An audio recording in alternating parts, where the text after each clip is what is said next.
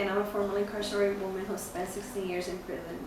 Um, Talking about coping strategies when you get out, like it's very important to be able to follow what you know, like your relapse prevention plan and your plans, you know, your plans before release, because there's going to be a lot of things, you know, times change, and like for example, I spent 16 years in prison.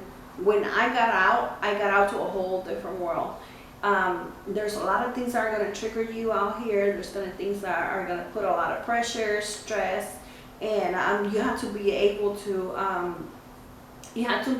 like to find ways so that you know to be able to you gotta find ways in order to be able to cope with that and to and turn that into positive, because there's a lot of things out here like drugs, crime, and different things like you'll see things that are happening out here that is gonna trigger you. So you know you can't allow, you know, you gotta think positive. You gotta think about like what am I determined to be a different person instead of going back to the same thing that led you to prison.